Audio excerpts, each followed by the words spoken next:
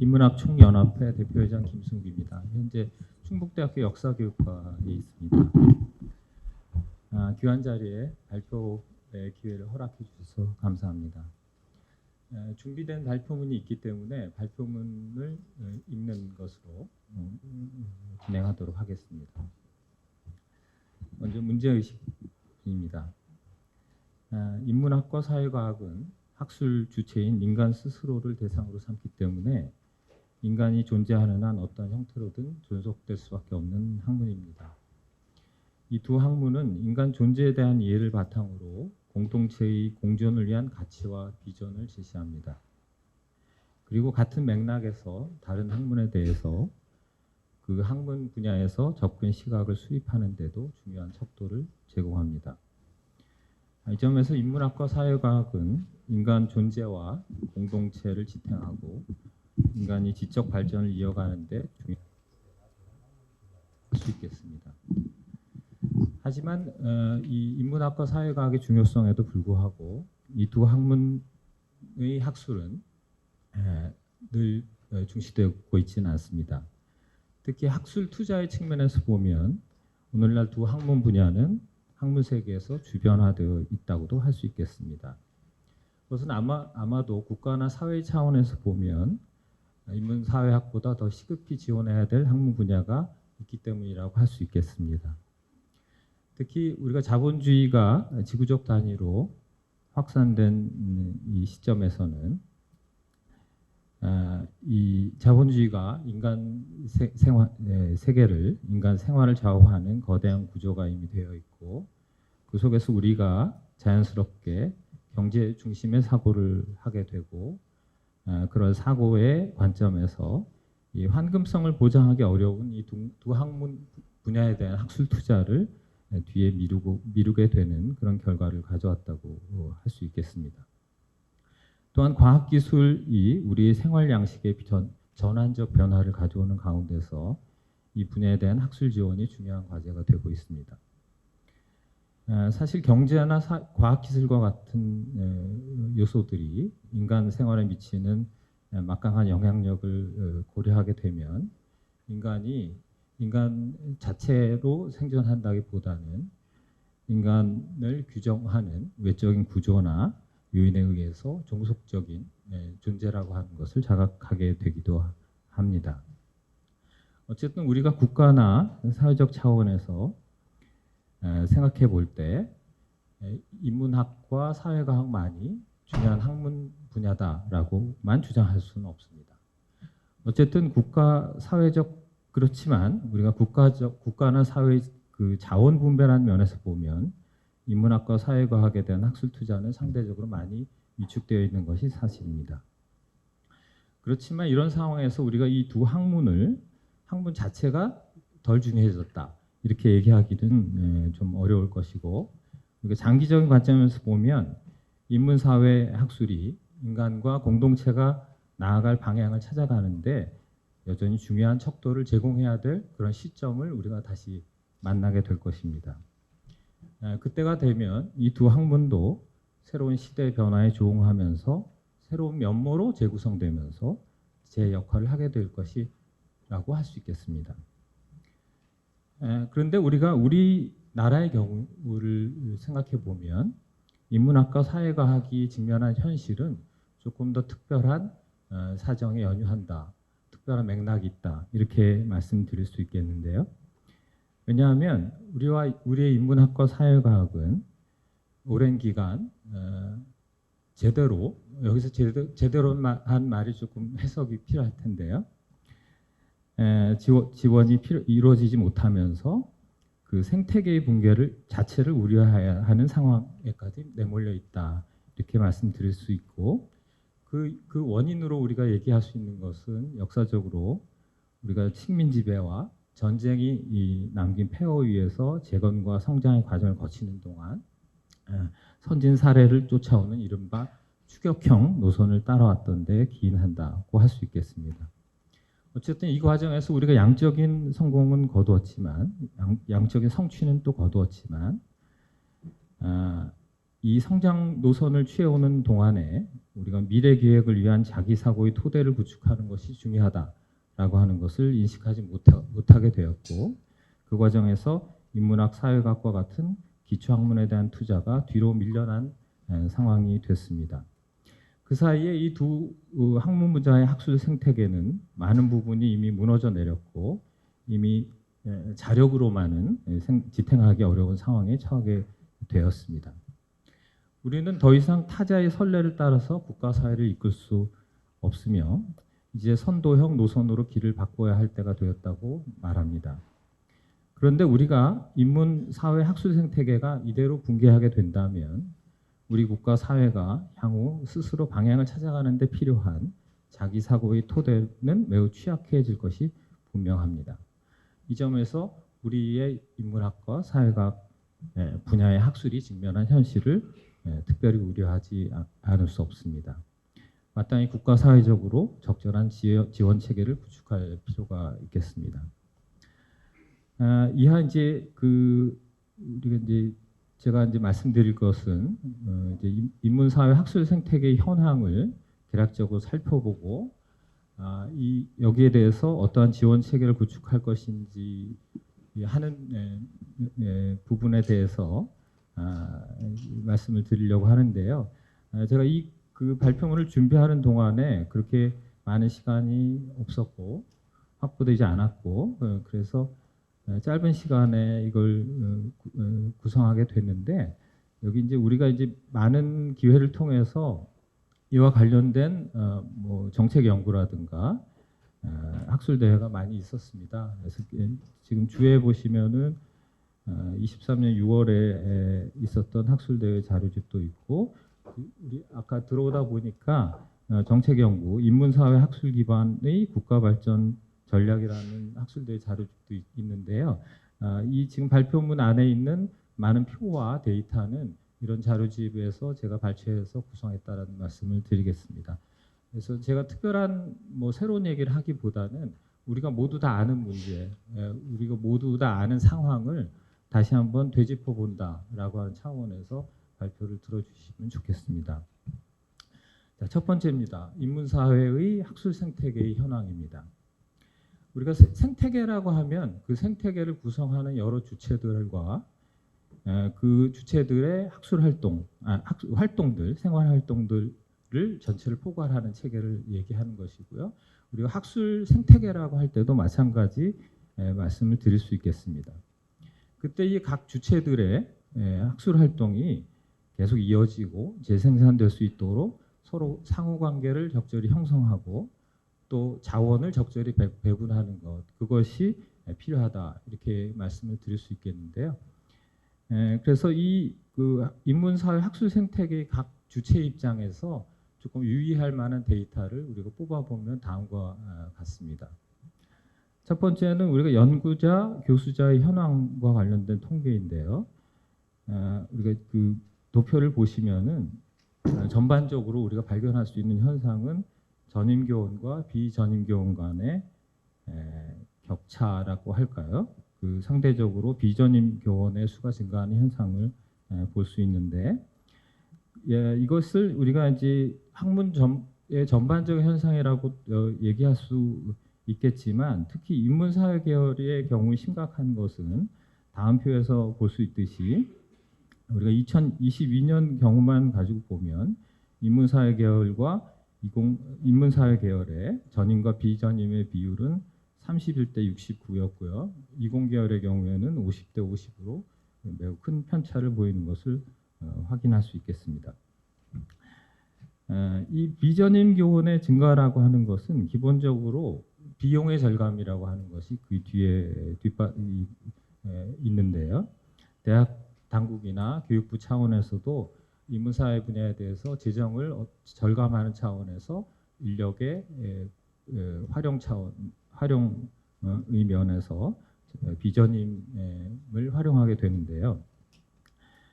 이것은 이제 비전임의 차원의 입장에서도 그렇고 전임 교원의 입장에서도 이 전체 학술 생태계를 놓고 보면은 결국은 교육과 연구에 양과 질을 모두 다 저하시킨다 이런 말씀을 드릴 수 있겠습니다. 특히 이제 그 전임 교원과 비전임 교원 자체의 학술 활동뿐만이 아니라 이것이 학생들에 대한 영향력을 우리가 고려해 보면요, 실제로 이제 대학에서 교육 활동보다 비교육적인 활동에 전임 교원들의 활동이 많이 할애되고 있는 모습을 우리가 볼 수 있겠는데요. 그래서 결국은 이 그 인문사회 분야에 적용되고 있는 경제 논리가 이 학술 주체의 부담을 강화시키고 결과적으로 연구와 교육의 질을 악화시키고 있다. 그래서 이 학술 생태계가 점차 무너지는, 유지하는 데 어려움을 겪고 있다. 이렇게 말씀드릴 수 있겠습니다. 뭐 더 많은 데이터가 있겠지만 대략적으로 이런 말씀 드릴 수 있겠습니다. 그 다음에 우리가 이 조직의 차원에서 보면 이 단과대학과 학과가 인문학과 사회 분야가 속해 있는 학과와 단과대학이 모두 병합되거나 폐지되거나 이런 과정을 통해서 현재 변화를 겪고 있는데요. 이것이 이제 어떤 면에서는 융합이라고 하는 이름 하에서 효율적이고 더 질적인 어떤 전환을 기대하는 그런 학술적인 실험을 하는 것으로 보일 수도 있겠지만, 실제적으로는 인문학자, 사회과학자들의 어떤 학문적인 정체성을 약화시키고 이들을 학문적으로 어떤 주제를 집중하게 못하는 그런 효과를 나타낼 수도 있는데요. 사실 이제 많은 학자들이 이런 그 정체성의 그 위기랄까, 이런 그 존속의 위기에 처해 있다고 할 수 있겠습니다. 그 다음에 이제 연구소 차원에서 보면요, 우리가 단과대학이나 학과에 속하지 않은 상당수의 연구자 교수자는 연구소를 거점으로 활동하고 있습니다. 근데 사실 우리가 2010년대 중반 이전까지만 해도 대학 부설의 연구소는 전임을 위주로 했고요. 10년대 후반이 되면 인문한국사학과 같은 대형 국책사업의 그 공동연구시원들이 있게 되는데요. 그래서 대학 부설 연구소는 대체로 외적인 재정 지원, 교육부의 재정 지원에 대한 의존도가 매우 강합니다. 물론 이제 그 재정 지원 자체는 매우 훌륭한 일이었고 많은 성과를 냈지만, 구조적으로 인문사회 분야에는 이 외부의 재정 지원이라고 하는 것이 여전히 결정적인 역할을 하게 되는데요. 최근에 얼마 전에 우리가 이제 들은 얘기지만, 우리가 HK 플러스 사업 같은 경우에는 다음 그 지원 예산이 모두 다 폐기됐죠. 그래서 이 연구소에 속해 있는 학문 후속 세대, 특히 박사의 경우에는 이런 그 연구소를 거점으로 해서 계속 연구 활동을 하는데 어려움을 겪는 부분이 있다, 이렇게 말씀을 할 수 있겠고요. 그런데 이 문제에 대해서 교육부도 오랫동안 문제인식을 해왔고 연구소를 발전시키고자 하는 청사진을 제시하고는 있지만, 사실 그 가장 핵심적인 문제는 이 연구소에 대한 안정적인 재정 지원을 어떻게 할 것인가라고 하는 문제입니다. 그래서 이 문제를 푸는 것이 중요할 것이고요. 그 다음에 이제 네 번째, 인문사회 분야의 이제 학부생과 대학원생들의 이제 상황을 보면은요, 학부생의 경우에는 이제 지역 편차가 상당히 많지만 대체적으로 공통적으로 나타나는 것은 인문사회 학과에서 이탈하는 학생 수가 상당히 많다. 그래서 지금 이제 도표에서 보이는 것은 정원을 4배 했을 때 그 4배보다 미치는 학생 수를 가지고 있는 학과의 수죠. 그래서 많은 수의 학과들이, 인문사회 분야의 학과들이 4배에 미치지 못하는 그런 학생 수를 유치하고 있다. 그래서 이것은 이 학생들의 이탈을 보여주는 것이고요. 그다음에 이제 대학원생의 경우는 조금 이제 미시적으로 보면 뭐 국문학이라든가 영문학이라든가 역사라든가 철학이라든가, 또 경우에 따라서는 지방에 제가 있는 충북대 같은 경우는 고고학 분야가 굉장히 많이 있고요. 그다음에 뭐 중문과들이 대학원생들이 있는 경우도 있지만, 대체적으로 인문사회 분야의 대학원들의 충원이 지방으로 가면 갈수록 충원이 이루어지지 않는 것을 볼 수 있습니다. 그래서 이것은 이제 이 대학원생들이 학문 후속 세대로서 나중에 이제 비전임이 되고 전임이 되고 이렇게 나아가야 되는데 앞서 있었던 비전임 교원의 증가를 야기했던 요인들이 역시 학문 후속 세대한테도 공통적으로 적용되는 것이다. 이렇게 말씀을 드릴 수 있겠습니다.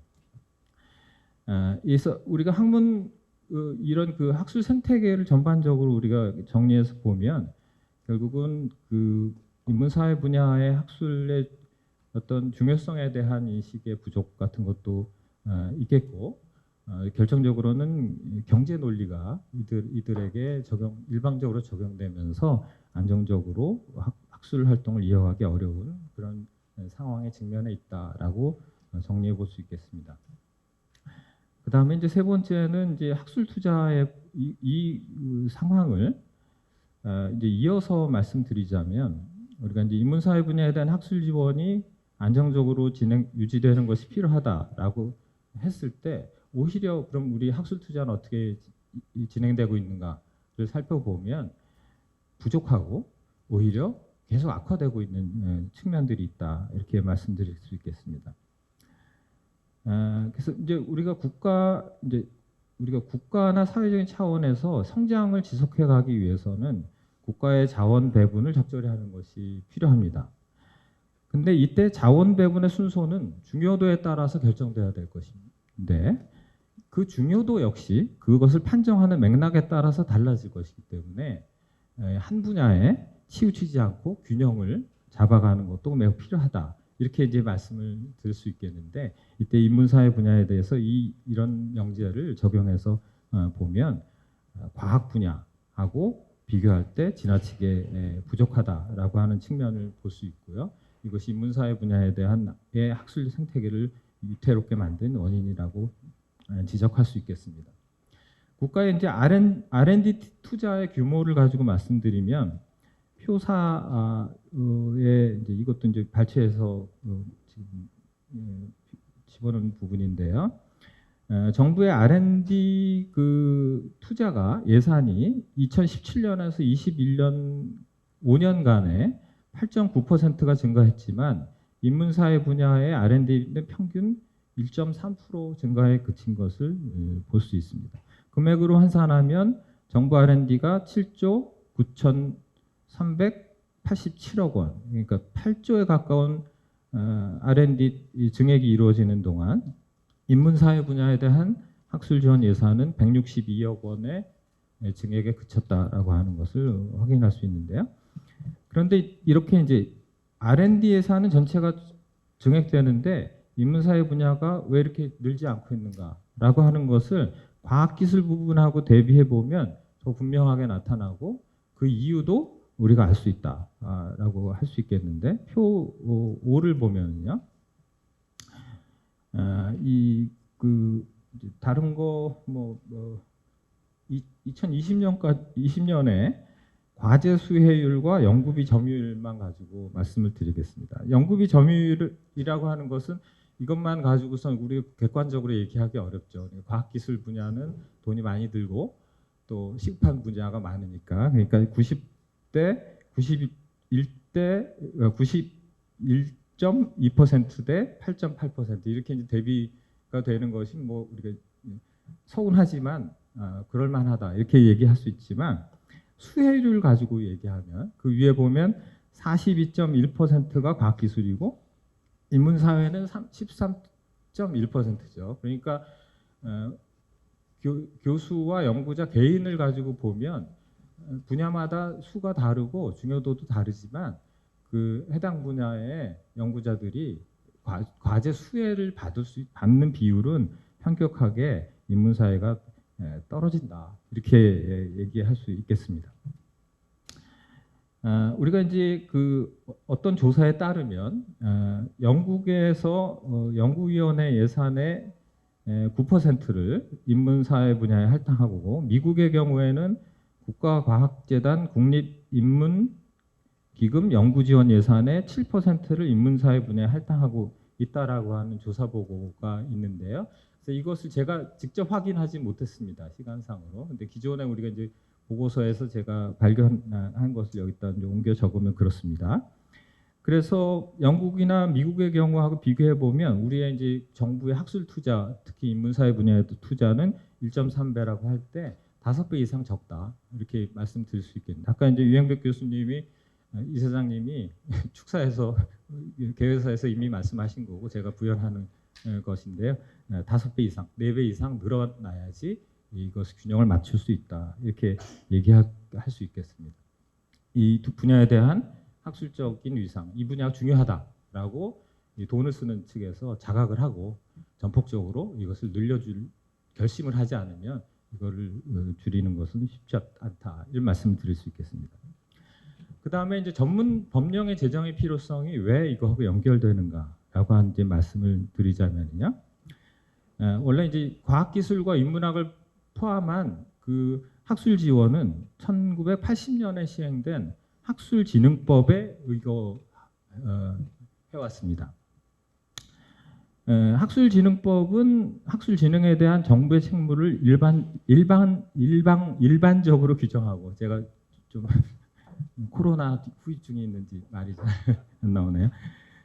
정부의 책무를 일반적으로 규정한 것이기 때문에 인문학이나 사회학 분야에 특화된 법령은 아닙니다. 이제 우리가 이제 한국연구재단 이전에 한국 학술진흥재단이라고 하는 조직이 있었는데 이 학술진흥재단은 바로 이 학술진흥법에 따라서 조직된 기구였습니다. 그런데 이렇게 과학기술 분야가 2000년대를 지나면서 2001년에 과학기술기본법이라고 하는 것을 제정하고 이 별도의 기구를 통해서 이 당시에 이제 명칭은 한국과학창의재단인데요. 그래서 이 재단을 통해서 별도로 학술진흥 사업을 진행했습니다. 그래서 이제 인문학 분야는 따로 이제 떨어지게 되는 것인데, 그런데 이제 교육부는 인문사회 분야에 대한 별도의 법령을 따로 제정하지 않고 그대로 진행을 하다가 2009년에 뒤늦게 이 학술진흥법을 보완하는 정도의 처리 규정을 만들어서 이때 한국연구재단을 만들게 됩니다. 그래서 이제 이 법에 보면 연구재단하고 다른 2개의 조직이 학술 연구 지원 조직으로 규정이 되는데 이제 인문사회 분야의 경우에는 연구재단이라고 하는 것이 이제 우리 연구자들하고 이제 밀접하게 연결이 되죠. 그렇지만 이제 뒤에 다시 말씀드리겠지만 이 연구재단의 운영에 있어서 과학기술 분야가 오히려 더 강한 그 영향력을 발휘하고 있는 꼴이 되고 있는데요. 그런데 이런 상황에서 이제 2016년에 이제 아시는 분은 아시겠지만 이른바 인문학법이라고 하는 것이 만들어집니다. 정식 법령은 인문학 및 인문정신문화의 진행에 관한 법률인데요. 그리고 이것이 그 인문학 기본 계획이 5년 단위로 심의 확정되고 그리고 이것이 교육부와 문화체육관광부가 주체가 돼서 그 추진이 돼 왔죠. 그것이 이제 사실 오늘날까지 2021년까지는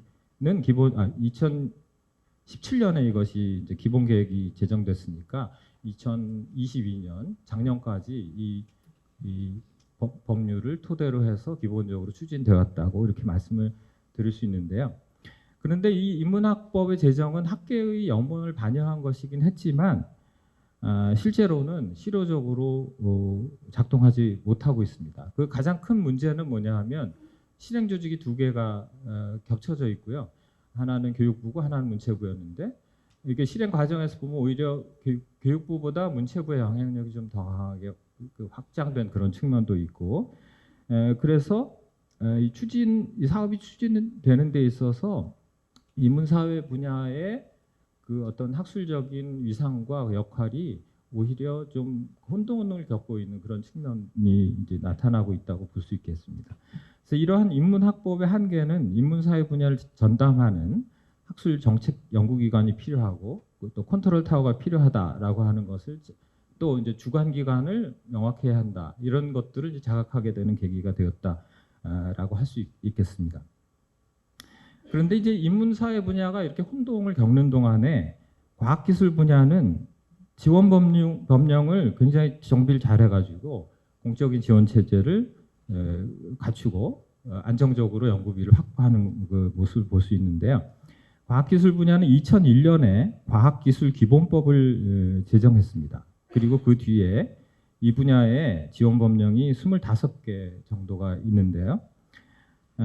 여기에서 이제 이것이 어떤 의미를 갖는가를 이렇게 설명을 찾다가 가장 이제 그 선언적으로 보이는 그런 그 조문을 하나 이렇게 예를 들자면 이런 겁니다.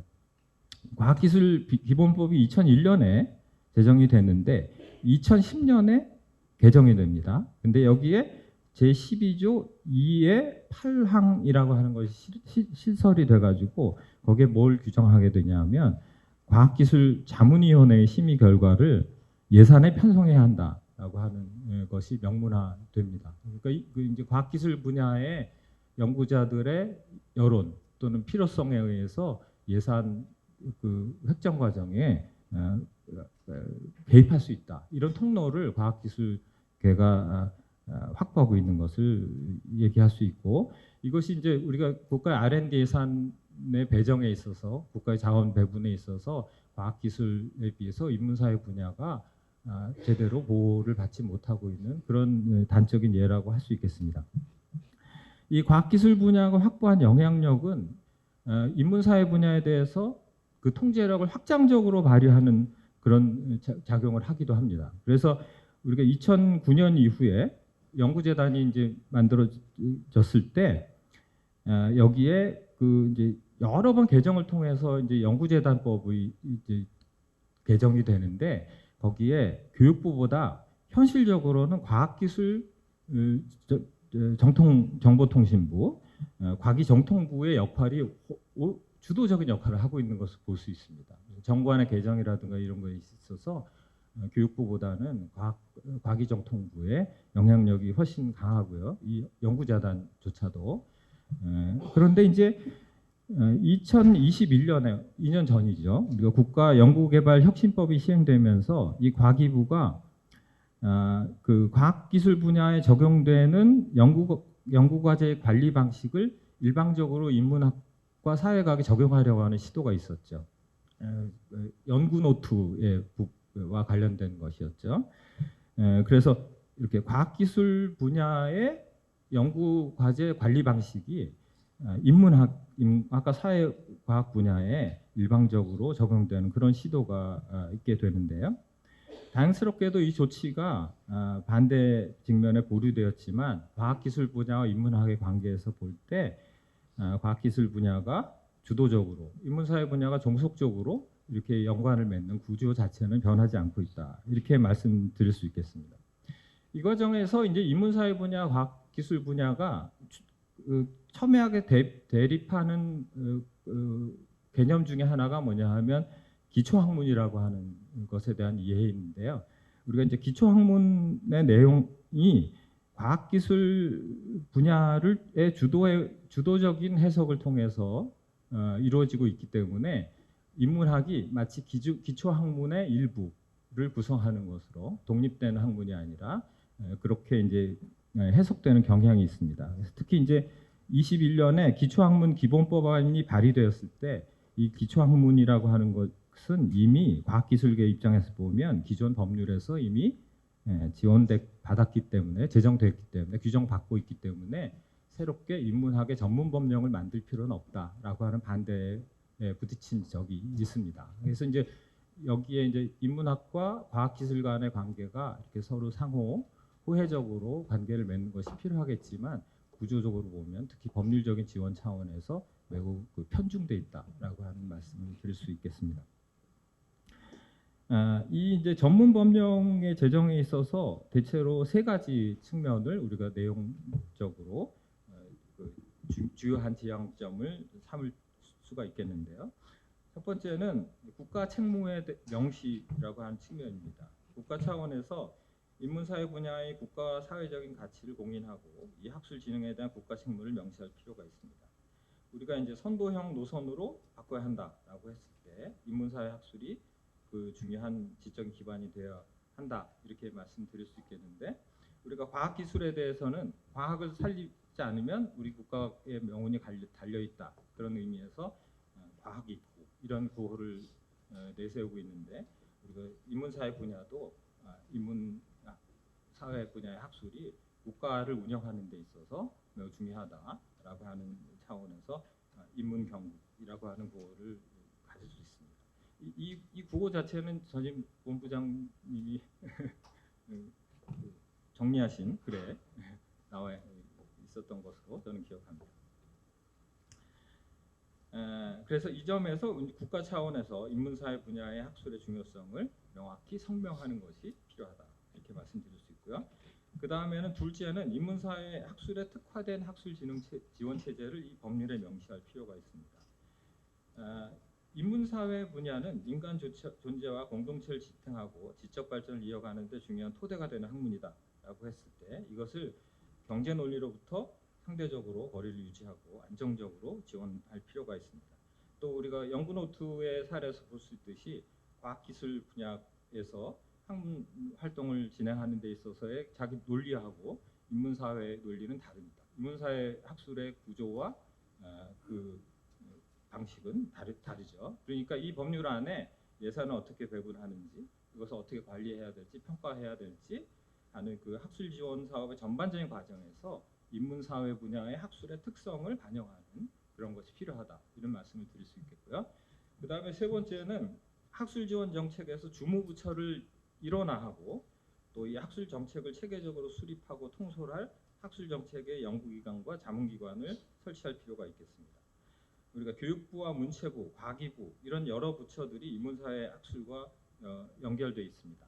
물론 이제 그것은 기술적으로 필요한 일이겠지만 우리가 전체적으로 그 틀을 정하는 데 있어서는 주무부처를 명확히 하는 것이 필요합니다. 그것이 이제 우리가 인문학법을 제정하고 실행할 때의 교훈이라고 할 수 있겠고요.